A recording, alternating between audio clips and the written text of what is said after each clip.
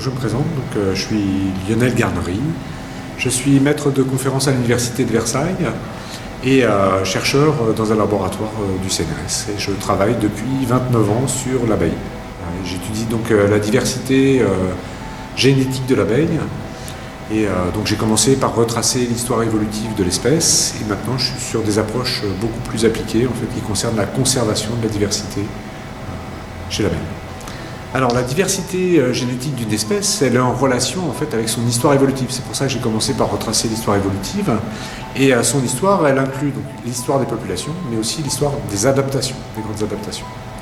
Et en fait, l'apiculture actuelle a fait abstraction de cette adaptation en fait, pour se focaliser sur des critères de production. Et on est en train de perdre une partie en fait, des caractères d'adaptation des abeilles. L'abeille noire, qui est l'abeille que l'on trouve chez nous en France, elle correspond en fait à des adaptations à un climat tempéré froid. Et pour des questions de productivité, on a importé énormément d'abeilles en France et on est en train de perdre en fait un certain nombre de ces caractères d'adaptation. Donc c'est pour ça qu'il est important en fait, de mettre en place des conservatoires d'abeilles avec en fait, des pratiques apicoles qui soient proches en fait, des conditions naturelles, de manière à mettre en place une apiculture qui soit plus durable. C'est pour ça qu'il est important de travailler au départ pour une apiculture durable avec une souche locale. Alors ça demande du travail, on a l'impression que conserver en fait c'est simplement entretenir des abeilles. Alors oui, c'est en partie entretenir des abeilles, mais en fait on a un certain nombre de contraintes au niveau des pratiques apicoles. Il est certain que les apiculteurs n'aiment pas voir leurs colonies mourir, mais pourtant en fait il y a des colonies qui doivent mourir. C'est une espèce où des colonies meurent. Le tout en fait est d'avoir un taux de mortalité qui correspond à ce que la sélection naturelle élimine. Et donc il y a un entretien minimum à faire et surtout en fait l'importance des conservatoires aussi c'est pour servir de réservoir génétique pour qu'elles puissent suppléer à l'apiculture professionnelle. Et donc il y a cette approche qui est une apiculture plus trop traditionnelle et qui n'est finalement pas coûteuse en temps. Souvent en fait c'est plutôt de la passion. Mais il y a aussi en fait cette partie qui est de répertorier quelles sont les performances des différentes colonies et qui puissent en fait des colonies qui vont pouvoir servir pour être multipliées pour une apiculture de profession. Donc conserver la biodiversité en fait de notre abeille noire. Donc c'est une race, elle a une répartition qui est relativement large. En fait c'est une race qui a des adaptations locales, c'est-à-dire qu'en fait on va avoir des populations locales à l'intérieur d'une même race qui vont être adaptées à certains climats et à certaines flores.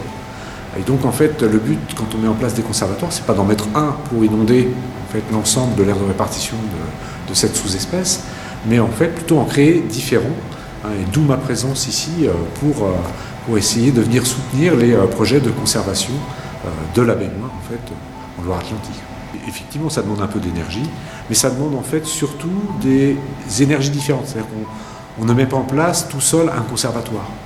On a besoin, en fait, c'est un projet qui doit être pris en main par un ensemble de personnes et donc qui vont dans une même voie, qui est celle de la conservation.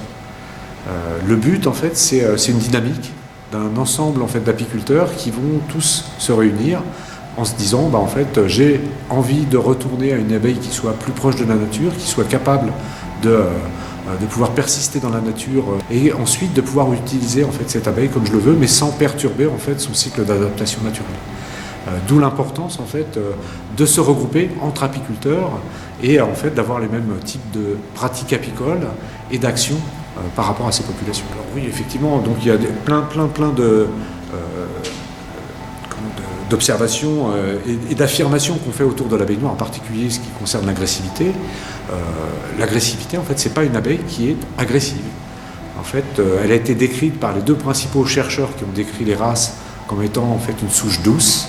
Et on le constate, en fait, l'agressivité qu'on lui porte, en fait, qu'on lui donne, en fait, elle est liée en fait aux premières hybridations avec l'abeille italienne.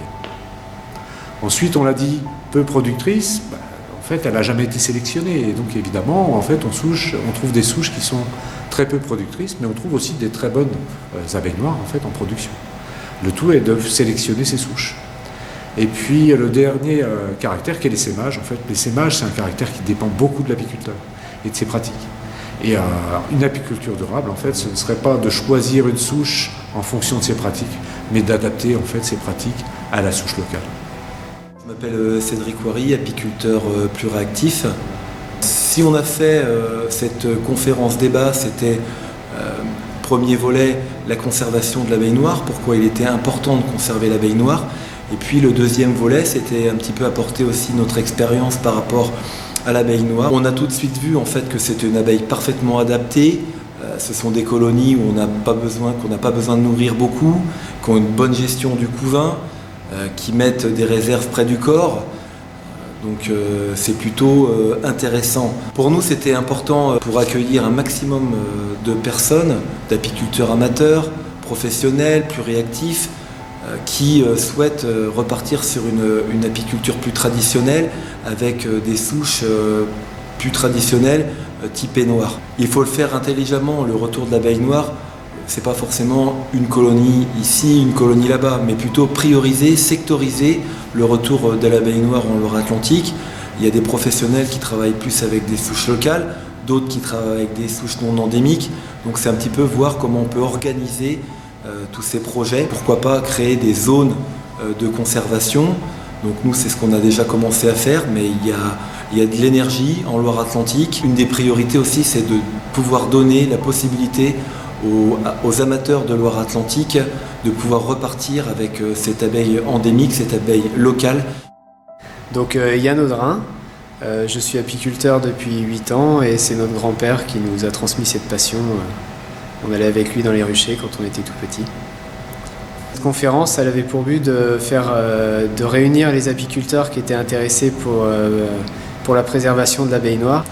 L'idée, c'était de pouvoir mettre en contact les apiculteurs et de leur faire comprendre pourquoi c'était important de conserver l'abeille noire. Eh bien, ça a été très constructif. Il y a beaucoup de contacts qui se sont faits entre apiculteurs et c'était le but. Et puis, de convaincre aussi des professionnels, c'était important pour nous aussi.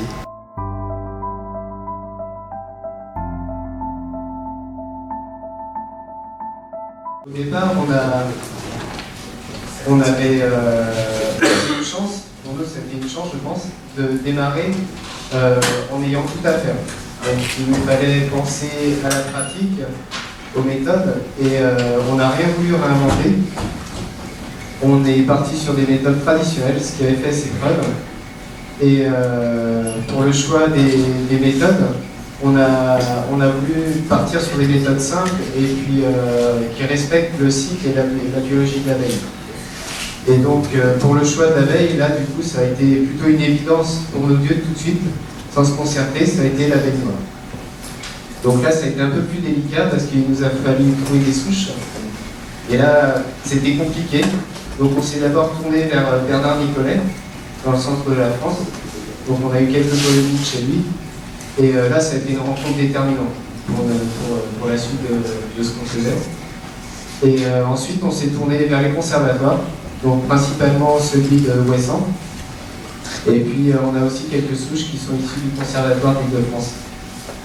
Donc voilà. Et l'autre chose essentielle pour nous, ça nous est apparu après, dans notre façon de pratiquer, ça a été le fait qu'on était à deux dès le départ. Après, on a été de plus en plus nombreux. Il y a beaucoup de gens qui sont venus avec nous. Et c'est ça qui a été moteur, c'était le fait d'être dans l'échange, dans le partage et dans la confrontation d'idées. Donc c'est vraiment pour ça que vous êtes là aujourd'hui. C'est pour qu'on puisse partager, échanger et construire quelque chose. Donc voilà, les gens. Oui, c'est vrai que là, en fait, il y a deux volets. Il y a la conservation de l'abeille noire. Et puis il y a aussi l'abeille noire en Loire-Atlantique. On voit qu'il y a un engouement de plus en plus fort au niveau de l'abeille noire depuis quelques années. Les apiculteurs nous suivent, c'est vrai qu'on sollicite les abeilles, on n'arrive plus à suivre. Par contre, il y a quand même maintenant plusieurs projets qui voient le jour, que ce soit des projets des associations ou des apiculteurs plus réactifs. Il y a déjà des apiculteurs professionnels qui travaillent plutôt avec des souches locales. Et en fait, c'est comment est-ce qu'on peut organiser un petit peu le retour d'abeille noire et ces projets et pas faire n'importe quoi. C'est vraiment sectoriser, et laisser se présenter. Et après la conférence, on aura l'occasion de reparler un petit peu de notre expérience avec Yann, et puis les questions avec Denis. Voilà, je te laisse la parole. Je voulais commencer par remercier Cédric et Yann de m'avoir invité. C'est nous qui te remercions. Parce que c'est vrai que je suis sollicité en France, mais pour moi c'était un plaisir de venir, surtout quand je vois une audience aussi regardée. Je suis maître de conférence à l'Université de Versailles, donc je suis enseignant-chercheur, et puis je suis apiculteur aussi, donc j'ai 3 métiers. Voilà, et donc je travaille sur l'abeille depuis, je n'ose même pas le dire, 28 ans. Donc ça fait 28 ans en fait que je travaille sur l'abeille. Et comme je n'arrive pas à distinguer le P et le P0, qui font que 14 paires de bases de différence, en fait je vais faire une digestion. Et puis ensuite, je vais obtenir des profils qui correspondent à chacune de mes lignées. Ici j'ai la lignée africaine, j'ai un profil particulier. Tout ça, ce sont des profils de la lignée ouest méditerranéenne. Et puis ici, c'est celle de la lignée nord méditerranéenne. Donc on dit, à partir des profils, en fait, je peux affecter sans ambiguïté l'origine maternelle de mes colonies. Le gros avantage, c'est qu'en plus, à l'intérieur de chaque lignée, je vais avoir des mutations, et donc tout ça, ce sont des types différents, en fait, d'abeilles. Et donc j'ai étudié près de 20 000 colonies, là c'est même 40 000, on en est maintenant à 100 000, entre le temps où on a commencé à faire les études, on a 100 000 de colonies qui ont été étudiées sur l'ensemble de l'aire de répartition. Et donc plus de 150 populations en Europe. Et donc en fait vous avez les colorations, donc ce sont des camemberts avec des proportions d'abeilles qui vont avoir en fait des types mitochondriaux qui sont particuliers. En vert, ce sera le type africain. En rouge, c'est le type ouest méditerranéen. Et en bleu, c'est le type nord méditerranéen. La diversité de l'abeille noire a une valeur patrimoniale qui date d'1 million d'années. C'est-à-dire qu'il faut tenir ça en compte aussi. Dans les aspects de conservation, on a un patrimoine évolutif d'1 million d'années. Si on fait disparaître cette abeille, on aura effacé 1 million d'années d'évolution. Et on ne la retrouvera jamais. Parce qu'en fait, c'est le jeu des mutations. Et en fait, il faut 1 million d'années pour pouvoir séparer une espèce ou une race comme celle-là. En 2000, je me disais, on est conservatoire, c'est sympa, on a le temps de les mettre en place, tranquille. Non, maintenant c'est urgent. C'est absolument urgent. Pourquoi? Parce qu'en fait, il y a eu des effets secondaires des pesticides. Les pesticides, dans les années 90, les néonicotinoïdes, ils entraînent dans certaines régions 80-90% de terres. Il n'y a pas de filière de producteurs de raies noires en France. Donc même les agriculteurs professionnels qui travaillaient traditionnellement noirs, ils vont être obligés de shifter et de reconstituer leur cheptel par achat de rennes à l'étranger. Ça, c'est la première bascule. C'est-à-dire que d'un seul coup, on a une augmentation des importations en France. Deuxième effet pervers, les agriculteurs professionnels qui étaient dans des zones de production, ils vont se retirer parce qu'il y a un risque pour les abeilles. Ils se retranchent dans les espaces naturels. C'est là où on était installé pour mettre en place les conservatoires. Donc on va se retrouver hybridé, en fait, dans les zones conservatoires. Troisième effet pervers, ça développe le commerce des rennes en Italie et en Grèce, ça fait chuter le coût des rennes. Les amateurs étaient les meilleurs conservateurs du monde. Ils se disent, mais c'est pas cher, je vais tester. Je bascule à nouveau. Autrement dit, en fait, j'ai des changements complets des pratiques apicoles qui sont liés en fait à ces effets secondaires liés aux pesticides. Et on n'a pas réagi en fait dans le bon sens. Ce qui fait qu'on a augmenté les importations. Et ce que je vous disais tout à l'heure, en fait, c'est si j'importe un peu et que je laisse faire la nature, en fait, ma sélection naturelle va polluer. Et donc, il y a un nouveau concept qui apparaît en écologie qui est lié justement chez l'ensemble des espèces, en fait, aux effets de l'homme sur la biodiversité. C'est qu'il y a un concept qu'on appelle le breaking point. Il arrive un moment où, en fait, si j'importe de trop, je ne pourrai plus retourner à mon état initial. Et donc, généralement, une performance pour une colonie, ça va être en fait sous forme d'une gaussienne, c'est-à-dire que ça a cette forme de bleu. Lorsque je suis en sélection stabilisatrice, en fait, j'ai des forces de sélection qui vont s'appliquer de chaque côté. Et donc, en fait, la partie que je ne vois pas de la courbe là, elle continuait. C'est ce que la sélection naturelle, en fait, m'élimine dans ma diversité des populations. Lorsque j'importe des abeilles, en fait, ces abeilles, elles sont dans un autre milieu. Donc j'ai une gaussienne aussi, mais en fait, c'est une gaussienne qui souvent est déplacée. Je vais importer ces abeilles, comme en fait, ce sont des races elles vont s'hybrider.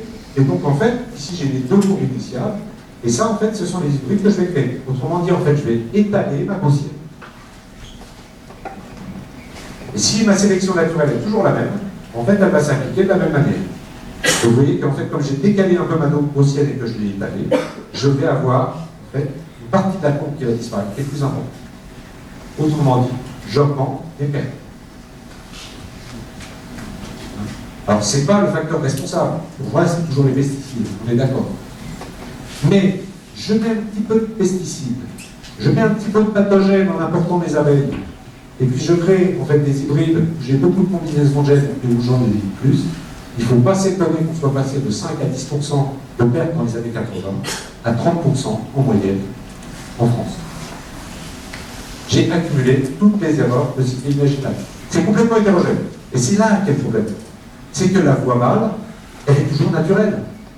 Et donc il faut qu'il y ait une discussion qui se mette en place au sein des apiculteurs. Sinon c'est perdant-perdant. Si je veux travailler avec une race et qu'à côté j'ai un apiculteur qui travaille avec une autre, forcément à la fin il n'y en a aucun des deux qui est la bonne. Pourquoi? Parce que ça continuera en fait à s'hybrider de manière naturelle. Donc il faut absolument qu'il y ait une discussion. Et je trouve que cette discussion, on la trouve de moins en moins. Il faut qu'il y ait des gens qui s'allient ensemble et qui se mettent à travailler ensemble sur des territoires, et surtout territorialisés, c'est-à-dire en fait se mettre d'accord. On est tous d'accord pour travailler avec telle souche dans tel point. Et bien en fait, on va tous travailler dans ce sens-là. Donc jusqu'à présent, on a plus que les pesticides. Alors oui, elles ont eu un impact énorme. Et il n'y a pas que. Et les 30% en moyenne qu'on a actuellement, ce n'est pas les pesticides. Les pesticides, c'est ce qui va vous donner 60 ou 80% des hotspots qu'on a régulièrement, en fait, d'année en année, en fait, dans certaines populations. Mais les 30% de moyenne, en fait, revoyons nos copies. Et surtout, revoyons-les vite, parce que dans les années 90, le premier argument des firmes agrochimiques, c'est que vous êtes devenus des vrais apiculteurs. À cette époque-là, ce n'était pas vrai. Mais avec les changements des pratiques, vous êtes en train de donner le bâton qui va vous battre. Il faut être irréprochable au niveau de l'agriculture de manière à pouvoir continuer à lutter contre les pesticides. Et là, on ne l'est pas. Surtout qu'il y a d'autres pratiques. On va en dire d'autres. Hein. J'entends souvent, moi je change mes règles tous les ans. Oh là là, l'horreur. Chez l'abeille, le temps moyen de génération, c'est 3 ans. Pourquoi? Parce que j'ai en fait un chevauchement de génération. Pourquoi? Parce que mes colonies, mon nombre de colonies, mon effectif populationnel, en fait, il est de 250 à 300 colonies. Or, ça, c'est une population de petit effet. Si j'ai 3 générations qui se chevauchent, ça multiplie par 3 l'effectif.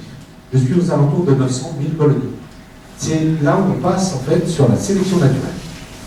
Autrement dit, j'importe des souches dans lesquelles j'ai des caractères non adaptatifs, donc qui peuvent être responsables de perte de colonies. Je change mes règles tous les ans. Je multiplie par 3 la vitesse d'évolution d'espèces. Et je réduis de 3 son effectif. Autrement dit, j'ai la dérive génétique.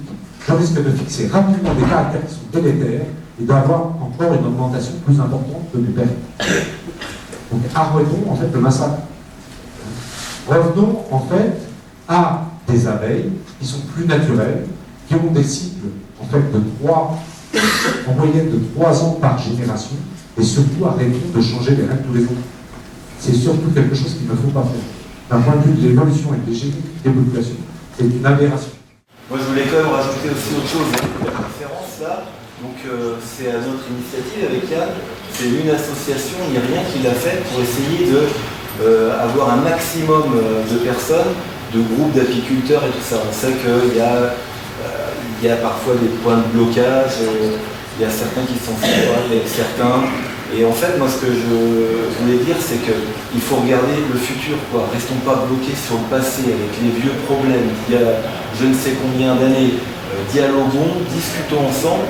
Et l'apiculteur en Loire-Atlantique s'en portera que mieux, et l'abeille même s'en portera que mieux. Donc il ne faut pas hésiter à communiquer, dialoguer, expliquer ce qu'on fait. Et si on a des fois des choses à défendre, parce que justement, je sais pas, là par exemple l'abeille noire, bon, c'est pas un intérêt, faut le faire ensemble. Et d'ailleurs je vais vous proposer de le faire directement au Verre de l'Amitié à partir de maintenant. Bravo. Merci à Lionel. 1000 fois merci Lionel pour